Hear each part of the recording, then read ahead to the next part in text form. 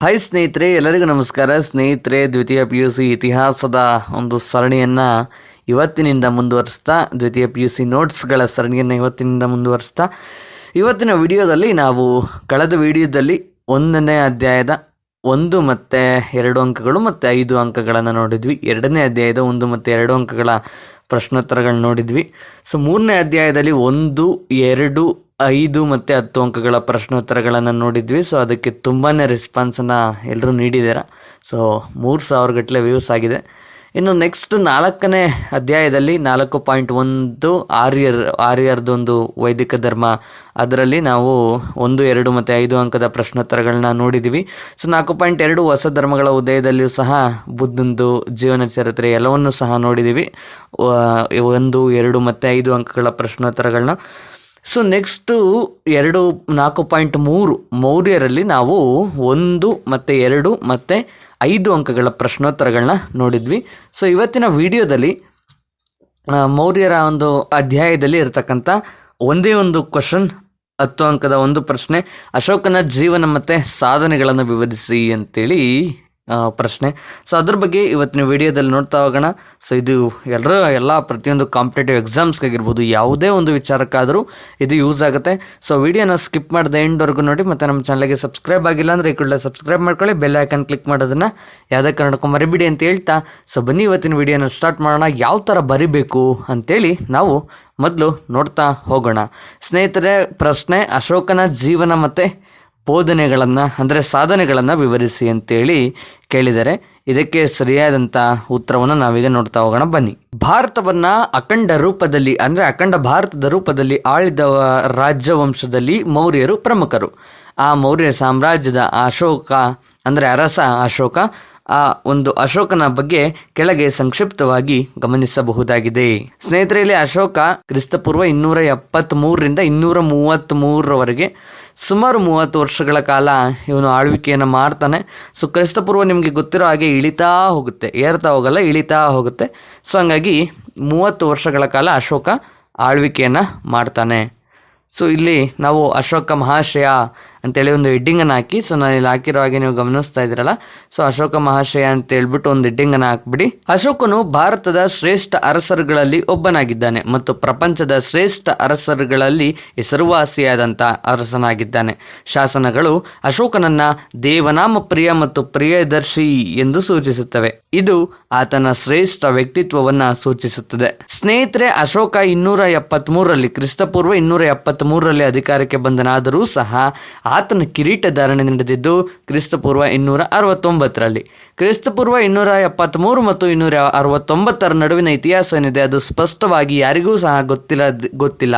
ಏಕೆಂದರೆ ಆ ಸಂದರ್ಭದಲ್ಲಿ ಅಶೋಕ ಮತ್ತು ಆತನ 100 ಜನ ಸಹೋದರರ ನಡುವೆ ಅಧಿಕಾರಕ್ಕಾಗಿ ಕಾಳಗಗಳು ನಡೆದವು ಅಂತೇಳಿ ಕೆಲವು ಇತಿಹಾಸಕಾರರು ಹೇಳ್ತಾರೆ. ಅದು ಸತ್ಯನೋ ನಿಜನೋ ಏನೋ ಗೊತ್ತಿಲ್ಲ. ಸೊ ಇಲ್ಲಿ ನಾವು ಇದುವರೆಗೂ ನೋಡಿದಂಥ ವಿಚಾರಗಳಲ್ಲಿ ಗಮನಿಸುವಂಥದ್ದು ಏನಂದರೆ, ಈ ಅಶೋಕ ಏನಿದ್ದಾನಲ್ಲ, ಇವನು ಭಾರತದ ಶ್ರೇಷ್ಠ ಅರಸಗಳಲ್ಲಿ ಒಬ್ಬನಾಗಿದ್ದಾನೆ. ಮತ್ತು ಇವನು ಮೌರ್ಯ ಸಾಮ್ರಾಜ್ಯದ ಶ್ರೇಷ್ಠ ಅರಸರುಗಳಲ್ಲಿ ಇತಿಹಾಸದ ಪುಟಗಳಲ್ಲಿ ಅಚ್ಚಳಿದಲ್ಲಿ ಉಳಿದಂತಹ ಒಬ್ಬ ವ್ಯಕ್ತಿಯಾಗಿದ್ದಾನೆ. ಈ ಒಂದು ಅಶೋಕನ ಬಗ್ಗೆ ನಾವು ಒಂದು ಹೆಡ್ಡಿಂಗನ್ನು ಹಾಕ್ಬಿಟ್ಟು, ಅಶೋಕ ಮಹಾಶಯ ಇವನು ಕ್ರಿಸ್ತಪೂರ್ವ 273ರಿಂದ ಕ್ರಿಸ್ತಪೂರ್ವ 233ವರೆಗೆ ಆಳ್ವಿಕೆಯನ್ನು ನಡೆಸ್ತಾನೆ. ಕ್ರಿಸ್ತಪೂರ್ವ 273ರಲ್ಲಿ ಅಂದರೆ ಅಶೋಕ ನಮ್ಮ ಭಾರತದಲ್ಲಿ ಶ್ರೇಷ್ಠ ಅರಸ ಅಷ್ಟೇ ಅಲ್ಲದೆ ಜಗತ್ತಿನಾದ್ಯಂತ ಅನೇಕ ಅರಸರಿಗಿಂತ ಶ್ರೇಷ್ಠ ಅರಸ ಅಂತೇಳಿ ಅವನನ್ನು ಗಮನಿಸಲಾಗುತ್ತೆ. ಅವನು ರಚಿಸಿರ್ತಕ್ಕಂಥ ಶಾಸನಗಳು ಅವನನ್ನು ದೇವನಾಮ ಪ್ರಿಯ ಮತ್ತು ಪ್ರಿಯದರ್ಶಿ ಅಂತೇಳಿ ಹೆಸರನ್ನು ಸೂಚಿಸ್ತವೆ. ಇದು ಅಶೋಕ ಯಾವ ರೀತಿಯಾದಂಥ ಶ್ರೇಷ್ಠ ವ್ಯಕ್ತಿತ್ವವನ್ನು ಹೊಂದಿದ್ದ ಅನ್ನೋದನ್ನು ನಮಗೆ ಈ ಒಂದು ಇತಿಹಾಸದ ಸಂದರ್ಭದಲ್ಲಿ ಅಂದರೆ ಈ ಅಶೋಕನ ಜೀವನ ಮತ್ತು ಸಾಧನೆಗಳ ಸಂದರ್ಭದಲ್ಲಿ ತಿಳಿಸಿಕೊಡುತ್ತೆ. ಸ್ನೇಹಿತರೆ, ಅಶೋಕ ಕ್ರಿಸ್ತಪೂರ್ವ 273ರಲ್ಲಿ ಅಧಿಕಾರಕ್ಕೆ ಬಂದನಾದರೂ ಸಹ ಕ್ರಿಸ್ತಪೂರ್ವ 269ರಲ್ಲಿ ಅವನ ಕಿರೀಟ ಧಾರಣೆ ಆಗುತ್ತೆ.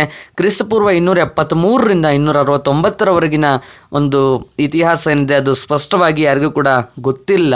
ಈಗ ಆ ಸಂದರ್ಭದಲ್ಲಿ ಕೆಲವು ಇತಿಹಾಸಕಾರರು ಹೇಳ್ತಾರೆ, ಆ ಸಂದರ್ಭದಲ್ಲಿ ಅಶೋಕನಿಗೆ 100 ಜನ ತಮ್ಮಂದಿರಿದ್ದಂತೆ, ಅಶೋಕನ ಸೇರಿ 100 ಜನ, ಉಳಿದ 99 ಸಹೋದರರಿದ್ರಂತೆ.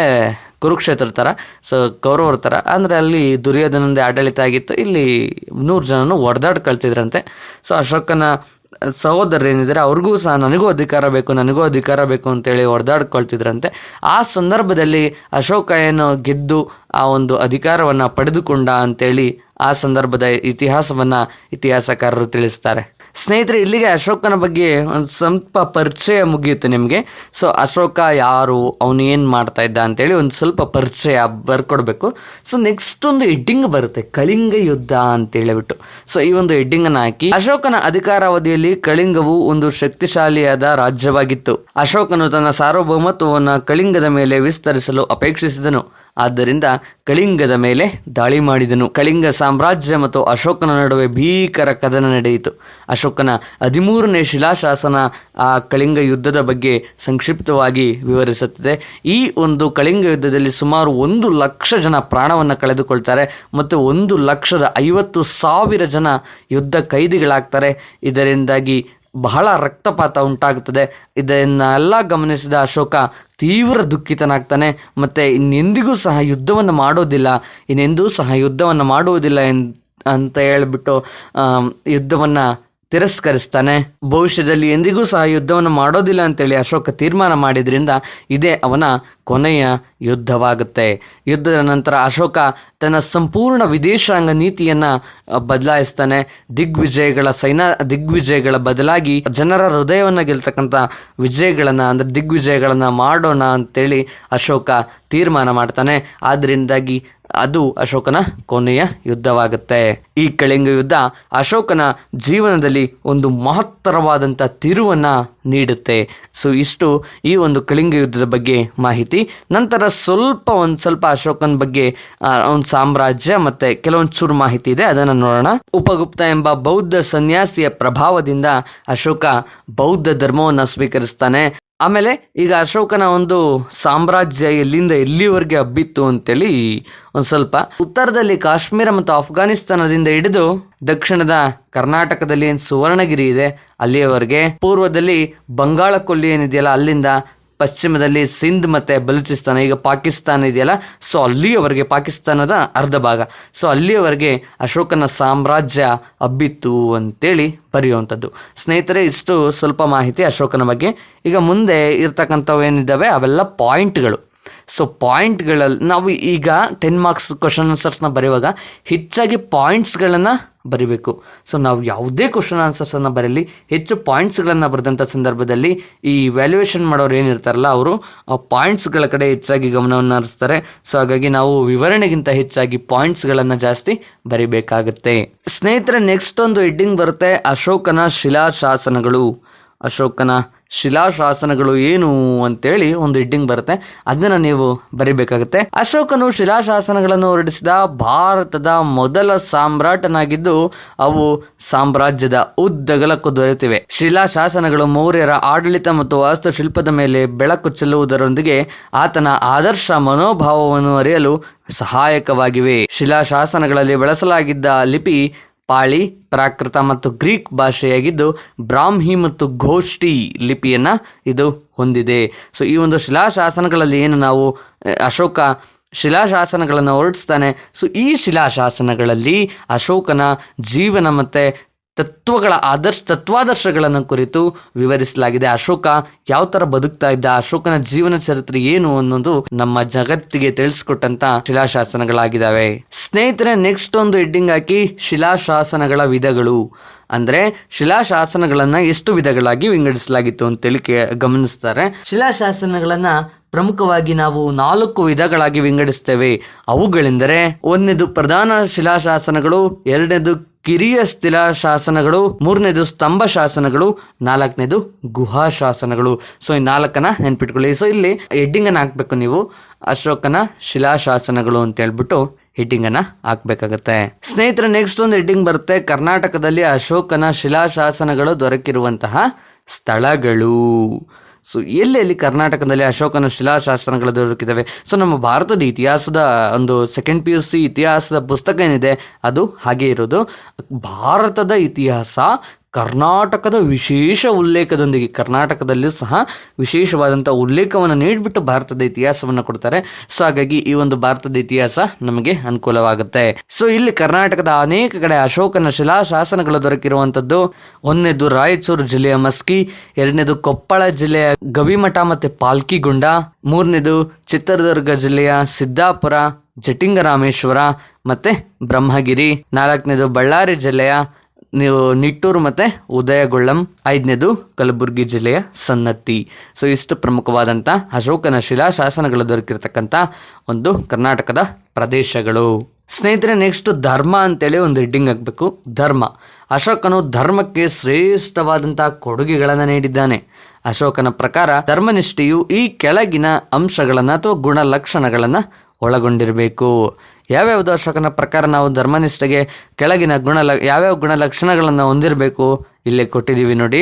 ಒಂದನೇದು ತಂದೆ ತಾಯಿಗಳಿಗೆ ವಿಧೇಯರಾಗಿರಬೇಕು ಮತ್ತು ಗುರು ಹಿರಿಯರಿಗೆ ಗೌರವವನ್ನು ತೋರಬೇಕು.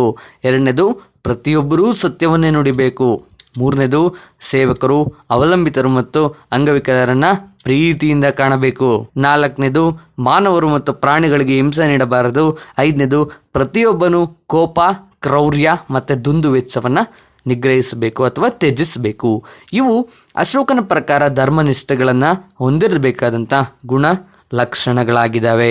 ಸ್ನೇಹಿತರೆ, ನೆಕ್ಸ್ಟ್ ಒಂದು ಹೆಡ್ಡಿಂಗ್ ಬರುತ್ತೆ ನಿಮಗೆ, ಬೌದ್ಧ ಧರ್ಮದ ಪ್ರಸಾರಕ್ಕಾಗಿ ಅಶೋಕ ಕೈಗೊಂಡ ಕ್ರಮಗಳು.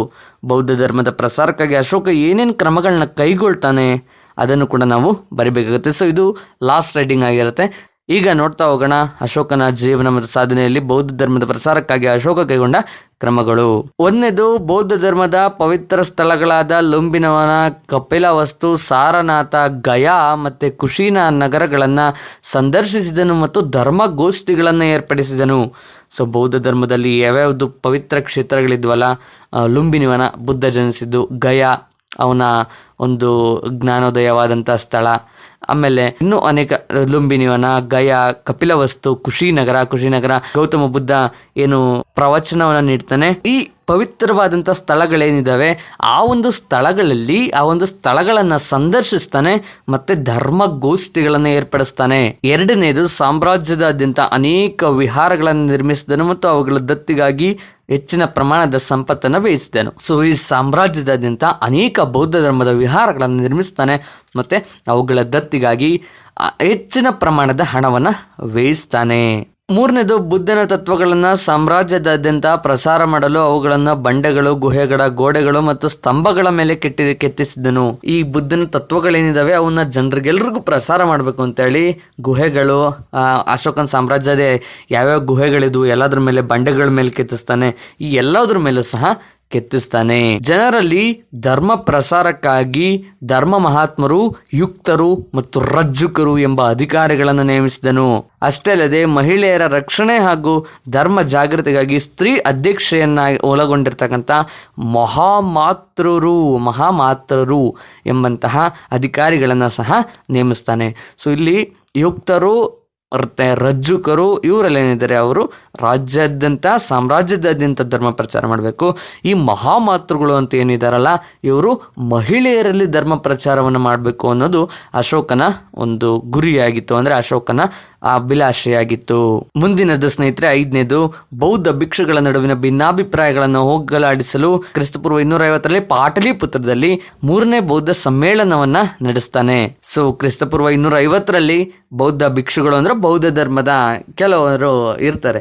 ಸೊ ಧರ್ಮದ ಮುಖ್ಯಸ್ಥರು ಅಂತೇಳಿ ಇರ್ತಾರೆ. ಈಗ ನಮ್ಮದ್ರಲ್ಲೆಲ್ಲ ಸ್ವಾಮೀಜಿಗಳಿರ್ತಾರೆ, ಮುಸಲ್ಮಾನ್ ಧರ್ಮಗಳಲ್ಲಿ ಮೌಲ್ವಿಗಳು ಅಂತ ಇರ್ತಾರೆ. ಅದೇ ರೀತಿ ಬೌದ್ಧ ಧರ್ಮದಲ್ಲಿ ಭಿಕ್ಷುಗಳು ಅಂತೇಳಿ ಇರ್ತಾರೆ, ಭಿಕ್ಷುಗಳು ಅಂತೇಳಿ. ಸೊ ಅವ್ರ ನಡುವಿನ ಭಿನ್ನಾಭಿಪ್ರಾಯಗಳನ್ನು ಹೋಗಲಾಡಿಸೋದಕ್ಕೆ ಕ್ರಿಸ್ತಪೂರ್ವ 250ರಲ್ಲಿ ಪಾಟಲಿಪುತ್ರದಲ್ಲಿ 3ನೇ ಬೌದ್ಧ ಸಮ್ಮೇಳನವನ್ನು ಸಹ ಏರ್ಪಡಿಸ್ತಾನೆ.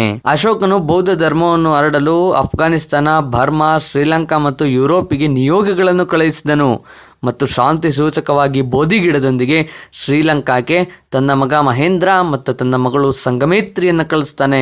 ಜಗತ್ತಿನಾದ್ಯಂತ ದೇಶಗಳೇನಿದಾವಲ್ಲ, ಸೊ ಆ ಒಂದು ದೇಶಗಳಲ್ಲಿ ಬೌದ್ಧ ಧರ್ಮವನ್ನು ಹರಡಲು ಅಫ್ಘಾನಿಸ್ತಾನ, ಬರ್ಮಾ, ಆಮೇಲೆ ಯುರೋಪ್ ಇಲ್ಲಿಗೆಲ್ಲರಿಗೂ ನಿಯೋಗಗಳನ್ನು ಕಳಿಸ್ತಾನೆ. ಮತ್ತು ಶ್ರೀಲಂಕಾಕ್ಕೆ ತನ್ನ ಮಗ ಮತ್ತು ಮಗಳನ್ನು ಮಹೇಂದ್ರ ಮತ್ತು ಸಂಗಮೇತ್ರಿ ಅಂತೇಳಿ ಅವ್ರ ಮಗ ಮತ್ತು ಮಗಳ ಹೆಸರು.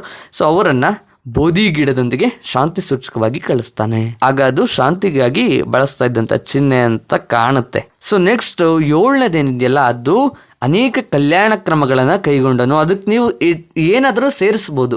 ಹೆಚ್ಚಾಗಿ ಅಶೋಕನ ಬಾವಿಗಳನ್ನು ತೋಡಿಸಿದನು, ಅಶೋಕನು ಅನೇಕ ಕೆರೆ ಕಟ್ಟೆಗಳನ್ನು ನಿರ್ಮಿಸಿದನು, ಅಶೋಕನು ಅನೇಕ ವಿಹಾರಗಳು ಮತ್ತು ಉದ್ಯಾನವನಗಳನ್ನು ನಿರ್ಮಿಸಿದನು. ಸೊ ಈ ಥರ ನಿಮ್ಮದೇ ಆದಂಥ ಓನ್ ಸೆಂಟೆನ್ಸ್ಗಳು ಅಲ್ಲಿರೋದನ್ನು ನೋಡ್ಕೊಳಕ್ಕೆ ಹೋದರೆ ತುಂಬ ರೇರ್ ಆಗುತ್ತೆ, ಅಂದರೆ ಜಾಸ್ತಿ ಆಗುತ್ತೆ. ಸೊ ಹಾಗಾಗಿ ನಿಮ್ಮದೇ ಆದಂಥ ಸೆಂಟೆನ್ಸ್ಗಳನ್ನು ಸೇರಿಸಿ ಅಶೋಕ ಏನೇನು ಮಾಡ್ದ ಅಂತೇಳಿ ಈ ಒಂದು ಎಂಡಿಂಗಲ್ಲಿ ಬರೆಯುವಂಥದ್ದು. ಒಟ್ಟಾರೆಯಾಗಿ ಲಾಸ್ಟ್ ಉಪಸಂಹಾರ ಬರಿಬೇಕು. ಆಮೇಲೆ ಒಟ್ಟಾರೆಯಾಗಿ ಹೇಳುವುದಾದರೆ ಅಶೋಕನು ಭಾರತದಾದ್ಯಂತ ಅನೇಕ ಒಳ್ಳೊಳ್ಳೆಯ ಕೆಲಸಗಳನ್ನು ಮಾಡಿ ಇತಿಹಾಸದ ಪುಟಗಳಲ್ಲಿ ಅಚ್ಚಳಿಯದೆ ಉಳಿದಿದ್ದಾನೆ. ಅಶೋಕ ಏನು ಮಾಡ್ತಾನೆ, ಭಾರತದಾದ್ಯಂತ ಒಳ್ಳೊಳ್ಳೆ ಕೆಲಸಗಳನ್ನು ಮಾಡ್ತಾನೆ ಮತ್ತು ಇತಿಹಾಸದ ಪುಟಗಳಲ್ಲಿ ಇಂದಿಗೂ ಸಹ ಅಚ್ಚಳಿಯದೆ ಉಳಿದಿದ್ದಾನೆ. ಸ್ನೇಹಿತರೆ, ಈ ಒಂದು ವಿಡಿಯೋ ಇಷ್ಟ ಆಗಿತ್ತು. ಸೊ ಈ ಒಂದು ಅಶೋಕನ ಜೀವನ ಮತ್ತು ಚರಿತ್ರೆಯನ್ನು ಯಾವುದೇ ಕಾಂಪಿಟೇಟಿವ್ ಎಕ್ಸಾಮ್ಸಲ್ಲಿ ಕೇಳಿದರೂ ಸಹ ನೀವು ಬರಿಬೋದು. ಕೊನೆಯದಾಗಿ ಇನ್ನೊಂದು ಸ್ವಲ್ಪ ಮಾಹಿತಿ. ಅಶೋಕನ ತಂದೆ ಹೆಸರು ಬಿಂದುಸಾರ ಅಶೋಕನ ತಂದೆ ಹೆಸರು. ಅವನ ತಾಯಿ ಹೆಸರು ಅಷ್ಟು ಪಕ್ಕ ಗೊತ್ತಿಲ್ಲ. ತಂದೆ ಮಾತ್ರ ಬಿಂದುಸಾರ. ಅವನು ಹುಟ್ಟಿದ್ರ ಬಗ್ಗೆನೂ ಸಹ ಅಷ್ಟೊಂದು ಮಾಹಿತಿ ಇಲ್ಲ. ಇವನು 73ರಲ್ಲಿ ಕಿರೀಟಧಾರಣೆ ಆಗುತ್ತೆ. ಇದು ಕಾಂಪಿಟೇಟಿವ್ ಎಕ್ಸಾಮ್ಸ್ಗೆ ತಯಾರಾಗ್ತಿರೋರಿಗೆ. ಸೊ 73ರಲ್ಲಿ ಈ ಒಂದು ಅಧಿಕಾರಕ್ಕೆ ಬರ್ತಾನೆ. 69ರಲ್ಲಿ ಕಿರೀಟಧಾರಣೆ ಆಗುತ್ತೆ. ಸೊ 61ರಲ್ಲಿ ಕಳಿಂಗ ಯುದ್ಧ ನಡೆಯುತ್ತೆ. 250ರಲ್ಲಿ 3ನೇ ಬೌದ್ಧ ಸಮ್ಮೇಳನ ನಡೆಸ್ತಾನೆ. ಸ್ನೇಹಿತರೆ, ಇದಾಗಿತ್ತು ಇವತ್ತಿನ ವಿಡಿಯೋ. ಈ ವಿಡಿಯೋ ನಿಮಗೆ ಸ್ವಲ್ಪನಾದರೂ ಇಷ್ಟ ಆಗಿದ್ರೆ ನಮ್ಮ ಚಾನಲ್ಗೆ ಸಬ್ಸ್ಕ್ರೈಬ್ ಮಾಡ್ಕೊಳ್ಳಿ ಮತ್ತು ಪಟ ಅಂತ ಬೆಲ್ ಐಕಾನ್ ಕ್ಲಿಕ್ ಮಾಡ್ಕೊಳ್ಳಿ. ಆಲ್ ಆಪ್ಷನ್ ಕೂಡ ಸೆಲೆಕ್ಟ್ ಮಾಡ್ಕೊಳ್ಳಿ. ಸೊ ಸಿಗೋಣ ಮುಂದಿನ ವಿಡಿಯೋದಲ್ಲಿ ಆದಷ್ಟು ಬೇಗ. ಜೈ ಹಿಂದ್, ಜೈ ಕರ್ನಾಟಕ, ನಮಸ್ತೆ. ಸ್ನೇಹಿತರೆ, ಇಲ್ಲಿಗೆ ಈ ಒಂದು ಮೌರ್ಯರದು ಮುಕ್ತಾಯವಾಗ್ತದೆ. ಸಂಪೂರ್ಣವಾಗಿ 3 ವಿಡಿಯೋಗಳಾಗಿದ್ದಾವೆ. ಮೌರ್ಯರ ಒಂದು ಅಧ್ಯಾಯವನ್ನು ಮಾಡೋದಕ್ಕೆ 3 ವಿಡಿಯೋಗಳಲ್ಲಿ ಈ ಒಂದು ಮೌರ್ಯರನ್ನು ಮುಗಿಸಿದ್ದೀನಿ. ಸಿಗೋಣ ಮುಂದಿನ ವಿಡಿಯೋದಲ್ಲಿ ಆದಷ್ಟು ಬೇಗ. ಜೈ ಹಿಂದ್, ಜೈ ಕರ್ನಾಟಕ, ನಮಸ್ತೆ.